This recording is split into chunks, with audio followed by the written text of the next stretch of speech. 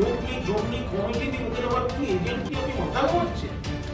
সংখ্যালঘু এলাকা এজেন্ট করছেন সংখ্যা গুরুত্বও নেই। এমপি সিটে এবার এমপি নির্বাচন ভোট হলো, লোকসভা ভোট, মাত্র 2টি সিট লোকসভা সিটে তারা আসন দিয়েছিলেন, দুটোই জম্মু কাশ্মীর। ওটা ভারতবর্ষে পশ্চিমবঙ্গে একজন সংখ্যালঘু কোনো মুখ তারা খুঁজে পাননি, তার সেখানে তারা এজেন্ট পাবেন কি করে? সামগ্রিকভাবে 18,000 সংখ্যালঘু মুখ পাচ্ছেন না, প্রার্থী পাচ্ছেন না, এজেন্ট পাবেন কি করে? 18,000 কোটি হওয়ার কথা নয় তো, আছে, তারা সরিয়ে রাখতে চাইছে, সংসর্গ নেবেন। 26-এর নির্বাচনে বিজেপির বাড়তি নজর দক্ষিণ কলকাতা, বিশেষ করে ভবানীপুর। সেখানে প্রত্যেক বুথে 50 জন করে সদস্য বাড়ানোর টার্গেট, এবং বারবার শুভেন্দু অধিকারী বলেছেন যে দেখুন, ওদের যদি সময় নষ্ট করার মতো সময় থাকে আর আপনাদের যদি সময় নষ্ট করার খবর দেখানোর থাকে, আপনারা চিন্তা করুন। তাহলে আমাদের ওগুলো নিয়ে মাথা ঘামাবার কোনো জায়গা নেই। কলকাতা শহরে যতগুলো এমএলএ সিট আছে ততগুলো MLA seat including that Bhabanipur Trinamool Congress জিতবে এবং লিড বাড়বে। আপনার কাছে একটা আবেদন আছে, বলছি আপনি বলছিলেন না কোনো সাংবাদিক ডকুমেন্টস এসে আপনি দিয়েছেন, তো ওটা দিয়ে দেবেন, কারণ এই ফুলঘাটের মধ্যে ঘটনা আর ঘটনা আমরা চাই না। নিশ্চয়ই আমরা আর লোকেশনটা খুব কাছাকাছি। নিশ্চয়ই আমরাও চাইবো। আর ভবানীপুর সিট ওরা যদি টার্গেট করে থাকে, ওরা বুঝতে পারবে যে মা ভবানী কৃপায়, মানে মা ভবানী কি করে হয়, ভবানীপুর ওদের দেখিয়ে দেবে। এবার দিলীপ কুমার সাহা বিজেপির তৈরি করা এনআরসি নোটিশ, এই উত্তম কুমার ব্রজবাসী থেকে গোটা পশ্চিমবঙ্গে বেছে বেছে বেছে বেছে বাঙালি হিন্দুদের, বেছে বেছে বাঙালি হিন্দুদের হাতে যেভাবে এনআরসির কাগজ ধরাচ্ছেন, মুখে এক কথা বলছেন কিন্তু এনআরসির কাগজ ধরাচ্ছেন হিন্দুদের, বাঙালি হিন্দুদের, যেভাবে হিন্দুদের এরা ছোট করতে চাইছেন, সেই অপমান আর অবসাদ সহ্য করতে না পেরে আজকে দিলীপ কুমার সাহা তিনি আজকে আত্মঘাতী হয়েছেন। তার স্ত্রী আরতি সাহা তার একটি ভিডিওতে, তার সাক্ষাৎকারে, তার কান্নায় ভেঙে পড়ে এটা নিয়ে বিস্তারিত হবে তার তিনি জানিয়েছেন। নির্বিচারে পরিযায়ী শ্রমিককে বিদেশি বলা হচ্ছে, কখনো পুনায় প্রাক্তন কার্গিল যোদ্ধাকে বাংলাদেশি বলা হয়েছে, কার্গিলে গিয়ে যুদ্ধ ফ্রন্টে যুদ্ধ করেছে। এরকম একজন পুনার বসবাসকারী বাঙালি, তার সম্পর্কে বলা হয়েছে মিলিটারি হাওলদার তিনি ছিলেন, তাকে বলা হয়েছে। এই যে বাংলা বললে আপনারা খেপে যাচ্ছেন কেন? আমরা তো এই কথা বলছি না যে আমরা বাংলা ভাষা একসময় বলতাম এবং বাঙালি বা বাংলা একসময় গোটা ভারতবর্ষে শ্রেষ্ঠ জাতি ছিল। হতে পারে স্বাধীনতার আগে ছিল, কলোনির কারণে ছিল, কলকাতার রাজধানী থাকার কারণে ছিল। আপনারা কলকাতার রাজধানী করতে চাননি, স্বাধীনতা পরে চাননি, ফাইন, কোনো অসুবিধা নেই, আমরা সেটা মেনে নিয়েছি। কিন্তু আপনি আমাকে আগ্রাসন চালাতে পারেন না, আপনি আমাকে অপমান করতে পারেন না। আমি বলছি হিন্দি যেমন একটা চমৎকার ভাষা, তামিল যেমন একটা চমৎকার ভাষা, ওড়িয়া যেমন চমৎকার ভাষা, বা মালায়ালাম বা অসমিয়া, আমার ভাষাকে, আমার মাতৃভাষাকে এইভাবে আপনারা অপমান করতে পারেন না। এইটা অনুগ্রহ করে মনে রাখবেন। আপনার গুজরাটি ভাষাকে আমরা অসম্মান করি না, তাহলে আমার বাংলাকে আপনারা এইভাবে আক্রমণ করবেন না। তাহলে আপনারা মনে রাখবেন যে পাকিস্তানের, আমাদের যে তথাকথিত শত্রু রাষ্ট্রের বেশিরভাগের মাতৃভাষা হচ্ছে হিন্দি, এইটা আপনারা মনে রাখবেন। তাহলে আপনাদের আমরা পাকিস্তানি বলে দাঁড়িয়ে দিচ্ছি না, দিতে পারি না, কিন্তু আপনারা কি তাই চান? আমি আপনাদের কাছে আমাদের সংসদীয় দলের চেয়ারপারসন, ফলে তিনি সংসদ চলছে, নানা গুরুত্বপূর্ণ ইস্যু, এমপিরা আন্দোলন করছেন, তিনি নিজে আন্দোলন করছেন, আমাকে বলতেই পারেন, তার অধিকার আছে বলার। দলের সাংসদদের সঙ্গে তিনি তো নিশ্চিতভাবে কথা বলতে পারেন, বলবেন, এই তো স্বাভাবিক স্বাভাবিক কথা। আগামী 9 তারিখে নবান্ন অভিযানে ডাক দিয়েছে বিজেপি। শ্রমিক ভট্টাচার্য বিজেপি সভাপতি, তিনি বলছেন পতাকা ছেড়ে বিজেপি কর্মীরা নামুন। শ্রমিক ভট্টাচার্য নিশ্চিন্ত থাকুন, বিজেপি কর্মীরা পতাকা ছাড়তে শুরু করে দিয়েছে। বিজেপি কর্মীরা পতাকা ছাড়তে এবং অনেকে তৃণমূলের দিকে চলে আসতে শুরু করে দিয়েছে। ওনার দলের শুধু কর্মীরা নয়, একাধিক সাংসদ, একাধিক বিধায়ক তৃণমূলের সঙ্গে যোগাযোগ রাখছেন, ফলে বিজেপি সভাপতিকে আর পতাকা ছাড়া ডাক দিতে হবে না। বিজেপি দলের মধ্যেই বিজেপির পতাকা ছাড়ার প্রসেস আরো বেশি করে শুরু হয়ে গিয়েছে, কিছুদিনের মধ্যেই বুঝতে পারবো। শ্রমিক পার্টি একথাও বলছেন যে আমরা পতাকা ছেড়ে তো হাঁটবই, অন্য কোনো রাজনৈতিক দলের লোকেরা যদি তাতে আমাদের কোনো সমস্যা নেই। সেটা তাদের বিষয়, সেটা সম্পূর্ণ তাদের বিষয়। আমরা জানি যে ইস্যুতে হচ্ছে সেই ইস্যুটি সেটা বিজেপি তো কংগ্রেসকে ডাক দিচ্ছে না, সিপিএম কে ডাক দিচ্ছে। এবার সিপিএম এবং বিজেপি তারা যদি একসঙ্গে মিছিল করে বাংলার মানুষ দেখবে কি আছে। এই যে অভয়া তদন্তটা কার হাতে? সিবিআই এর হাতে। আরজি করার ঘটনায় 24 ঘন্টার মধ্যে কলকাতা পুলিশ অ্যারেস্ট করেছে। অভয়ার বাবা মা বলেছিলেন সিবিআই চাই, এই রামবামের আইনজীবীরা সিবিআই এনেছিলেন। এখন অভয়ার বাবা মাই বলছেন আমরা সিবিআই ঠিক করে পড়েনি। তো শ্রমিক ভট্টাচার্য আর অভয়ার বাবা মা যে হাঁটবেন, নবান্নে হাঁটছেন কেন? তদন্তটা তো সিবিআই হাতে আছে, সিজিওতে যান। শ্রমিক ভট্টাচার্য কার বিরুদ্ধে আন্দোলনে হাঁটছেন? সিবিআই বিরুদ্ধে। সিবিআই তো ওনার দলে। অভয়ার তদন্ত তো সিবিআই এর হাতে, তাহলে নবান্নর দিকে হাঁটছেন কেন? আপনার তো হাঁটা উচিত সিজিওর দিকে। মানে দিক ভুল করেছেন। বিজেপি কম্পাস নেই, বিরাট কম্পাস নেই, ঘন্টা ঘুরে গেছে। কোন দিক উত্তর, কোন দিক দক্ষিণ, কোনটা পূর্ব, কোনটা পশ্চিম, তার কেটে গেলে এরকম হয়। ফলে তারা এটা তো পুরোপুরি কেন্দ্রীয় সরকারের পরীক্ষা এবং অত্যন্ত গুরুত্বপূর্ণ পরীক্ষা, এবং সেখানে একটা চরম অনিয়ম গাফিলতির বিষয় ছিল। প্রশ্ন ফাঁস হয়েছে, প্রশ্ন ফাঁস, এবং তার গ্রেফতার চার্জশিট পেশ হয়নি বলে জামিন হয়ে যাচ্ছে। অর্থাৎ কেন্দ্রীয় সরকার, বিজেপির সরকার, তারা এই কেলেঙ্কারির অভিযুক্তদের মুক্ত করে দিতে তারা সক্রিয়, কিন্তু পরিষ্কার বোঝা যাচ্ছে যে প্রশ্ন ফাঁস এবং পরীক্ষার অনিয়ম তার যে মুখ্য ভূমিকায় ছিলেন বলে যার বিরুদ্ধে অভিযোগ, চার্জশিট দিতে পারলো না বলে যদি জামিন হয়, অর্থাৎ সবাই জানে যে নির্ধারিত দিনের মধ্যে চার্জশিট না দিলে জামিন হয়ে যাবে, এটা তো জামিন করে দেওয়া হলো, বিজেপি মুক্ত করে দিল। যাদের দাবিতে, যাদের দায়িত্বে পরীক্ষায় কেলেঙ্কারি, যারা সরকারে, তারাই অভিযুক্তদের মুক্ত করে দিচ্ছে। বলছি দমদম, খড়দা, বিরাটি পরপর জলে মৃত্যু, এই বর্ষার জমা জলে একটা খারাপ বার্তা আছে। খুবই খারাপ।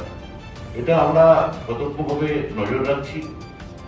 এখন এটা আগেও অন্তত আমার এলাকায়, মানে বিধায়ক হিসেবে বলছি, আমার এলাকায় একবার ঘটেছিল। আমার এলাকায় এটা সম্পূর্ণ সিজ করে গেছে, কোন কোন এলাকায় ঘটছে। আমরা প্রশাসন থেকে নিশ্চয়ই এ ব্যাপারে যথাযথ সতর্কতা এবং ব্যবস্থা নেওয়া হবে। একটা প্রশ্ন আছে, সেটা হচ্ছে কেএলও নেতা জীবন সিংহ, তিনি বলছেন যে কেন্দ্রীয় সরকারের ওরাও আমাদের জন্য ভাবেন, রাজ্য সরকারের ওরাও আমাদের জন্য ভাবছে।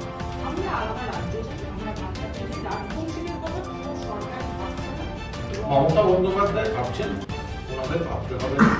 ওনাদের যে পদ্ধতি ভাবার, সেটা হচ্ছে মূল স্রোত থেকে ছিটকে। আর মমতা বন্দ্যোপাধ্যায় সকলকে একসঙ্গে নিয়ে উন্নয়নে সামিল করে যে ভাবনাটা ভাবছেন, অধিকাংশ মানুষ, কার্যত সব মানুষ, সবকটি পরিবার সেই উন্নয়নের উপকারিতা পাচ্ছেন। ফলে সেই কারণেই এখন এই ধরনের আবার, এবং কারা কে মদত দিচ্ছে। রাজবংশী বা কামতাপুরীদের ঠিকাদারি উনি নিচ্ছেন কেন?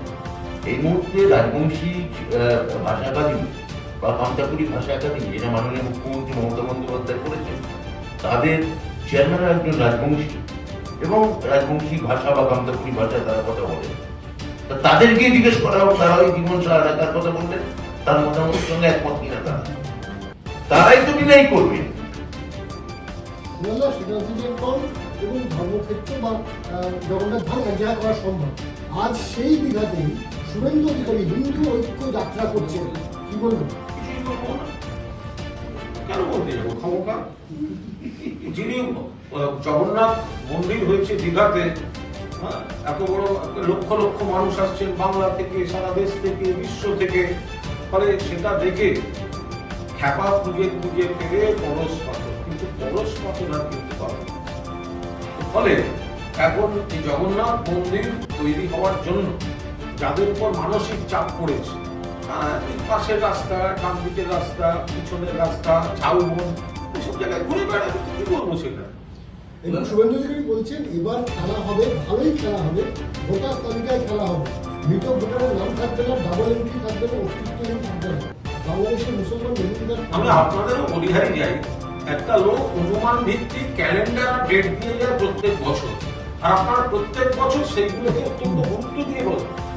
20 সালে আবকি বার 200 পার জিজ্ঞেস করছিলেন, তারপর কেন হয়নি?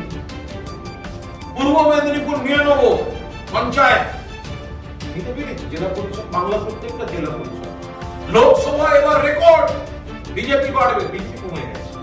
প্রত্যেক বছর একটা ভুল ক্যালেন্ডার, অমুক তারিখ, অমুক ডেট, আগামী বার এই হবে, আর তার পরের বার দেখা যায় সেটা হেরেছে, হেরে আবার একটা কিছু খুঁজে বেড়াচ্ছে। ফলে এগুলো হচ্ছে হতাশা এবং দলের কর্মীদের কোনোভাবে চাঙ্গা রাখার জন্য একটা এই ধরনের কথাবার্তা।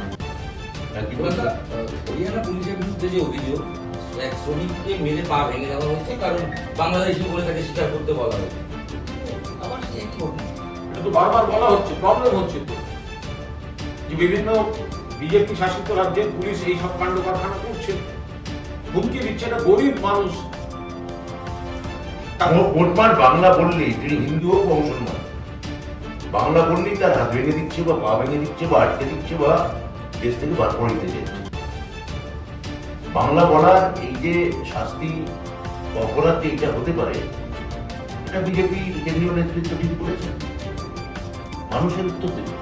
হরিয়ানার যে শ্রমিকটিকে মেরে পা ভেঙে দেওয়া হলো, বাংলা বলার বা বাংলায় থাকার অপরাধী, কোন আনকোন অপরাধী, এর শাস্তি, এর সমুচিত প্রতিবিধান আইনিভাবে মমতা বন্দ্যোপাধ্যায় আইনি লড়াই তার জন্য লড়ছেন, রাস্তায় নেমে সংগ্রাম করছেন। আমাদের ধর্ণা আজ থেকে শুরু হয়ে গেছে, আজকে মহিলারা ধর্ণা দিয়েছেন মেয়র রোডে, আমাদের মহিলা ফ্রন্ট। আর আগামী দিনে মানুষ ভোট বাক্সে সমুচিত জবাব দেবে।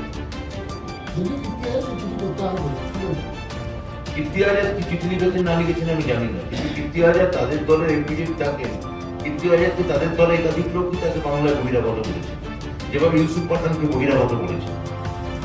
তাহলে আমরা যখন অন্য ভাষাভাষীকে আমরা সম্মান দিচ্ছি, তখন সেক্ষেত্রে বাংলা বলার জন্যে বা বাংলায় থাকার জন্য শ্রমিক ভট্টাচার্য তো উচিত এখানকার কোনো বাঙালি নেতাকে, যেহেতু উত্তরপ্রদেশের একটা টিকিট পান, একটা চেষ্টা করুন এখানকার কোনো বাঙালি নেতাকে উত্তরপ্রদেশের কোনো কাউন্সিলর ভোটে টিকিট পাইয়ে দেওয়া, বা গুজরাটে একটা কাউন্সিলর ভোটে টিকিট পাইয়ে দেওয়া। এমপি ছেড়ে দিন, আমরা তো তথাকথিত যারা কৃতি লোক, ইউসুফ পাঠান বা কীর্তি আজাদের মতো, তারা তো কৃতি মানুষ, তাদের তো আর কেউ বাঙালি অবাঙালি হিসেবে দেখা উচিত নয়। কীর্তি আজাদ 83 প্রেসিডেন্সিয়াল কাপের স্কোয়াডে ছিলেন, ইউসুফ পাঠানের কৃতিত্ব সবাই জানেন, এই টাটকাও ঠিক। তাদের বহিরাগত বলছেন, তাদের বাইরের লোক বলছেন, তারা কৃতি মানুষ। এমন যদি হয় যে বাংলা বাঙালির প্রতি এত দরদ থাকে, দিল্লিতে কোথাও একটা কোন একটা বাঙালিকে, এখানকার বাঙালিকে এমপি সিটে জড়িয়ে দেখান না, বা কাউন্সিলর ভোটে জড়িয়ে দেখান। বাংলা বা বাঙালি করে পছন্দ করে, এটা সবসময় মাথায় রাখবে। 14 সালে ক্ষমতায় এসেছিল নরেন্দ্র মোদী, 11 বছর হয়ে গেছে বিজেপি, এখনো বাংলা থেকে কোনো ক্যাবিনেট মন্ত্রী নেই। ফলে বাংলা সাংবাদ যারা ওনার দলের সাংসদ, তাদেরকেই ওরা নম্বর দেয় না। আজ পর্যন্ত কোনো ক্যাবিনেট মিনিস্টার, পূর্ণ মন্ত্রী বাংলা থেকে বিজেপি করেনি। ঠিক মানুষ এদেরকে চেতান কেন? আজকালকার দিনে তো খবর সে টিভিতে দেখছে, কাগজে পড়ছেন, নানা রকম সোশ্যাল মিডিয়া, এই যে একটা মহল তৈরি হয়েছে। বয়স্ক মানুষ কোনো একটা চাপ অনুভব করেছেন, আর বাংলাদেশ ফিরিয়ে দেওয়া হচ্ছে, এই চাপটা উনি নিতে পারেননি, এবং সেখানে দীর্ঘদিন ধরে এখানে বসবাস করছেন। কিন্তু এই যে যাদেরকে বলছে বাবার বার্থ সার্টিফিকেট, মায়ের বার্থ সার্টিফিকেট, এগুলো নিয়ে কোনো একটা অসম্ভব মানসিক চাপ থেকে এই আন্দোলনটা হয়েছে। বাড়িতে বিজেপির একটা মিটিং সেখানে আজকে তাদের বৈঠক চলছে, কিভাবে এসআইআর বিরুদ্ধে আন্দোলন করবে সেই নিয়ে আলোচনা চলছে। ঝাঁপিয়ে পড়তে হবে শাসক বিরোধী আন্দোলন, একটাই বৈঠক। সেটা হচ্ছে কুড়িপাড়া জলাধার, সেখানে প্রায় 35 মিটার একটা ফাটল ধরা, এর জন্য সময় সরকার করেছে তৃণমূল গোটা রাজ্য জুড়ে বিভিন্ন লোক থেকে ভালো করে তার ফলশ্রুতি এগুলো অবান্তর কথা বলে, সম্পূর্ণ অবান্তর কথা বলে। যখন বিজেপি শাসিত যে তাদের যে এলাকাগুলো, তাদের যে রাজ্যগুলো, সেখানে যখন করছে, যেগুলো ওদের দেখভাল করার কথা, সেগুলো সেখানে ত্রুটি ধরা পড়ছে, এই ধরনের কথাগুলো মানে নেই। আবার এই ঘটনার পরিপ্রেক্ষিতে বীরভূমের বিজেপি সভাপতি যুব সাহায্য বিজেপি নেতৃত্বে কালকে জামা কাপড় খুলে হয়ে প্রতিবাদ করছে, পুলিশ তাদেরকে অ্যারেস্ট করেছে এবং আজকে অভিযোগ করছে যে পুলিশ বাহিনীকে দিয়ে অ্যারেস্ট করা হয়েছে। কি বলবেন? এগুলো অবান্তর কথা। মানে এই মানুষের সঙ্গে নেই, উন্নয়নের সঙ্গে নেই, এই ধরনের যদি কারোর কর্মসূচি হয় জামা কাপড় খোলা, তো মানুষকে বিজেপির নেতারা কর্মসূচি করছে জামা কাপড় খোলা, এমনি মশাই আপনাদের নেতাদের ভাইরাল হচ্ছে জামা কাপড় খোলা, তার মধ্যে আবার কর্মসূচি নিচ্ছেন জামা কাপড় খোলা। বলছি যে ব্লক লেভেল এজেন্ট বিজেপি তো বিজেপি বারংবার মধ্যপ্রদেশ বা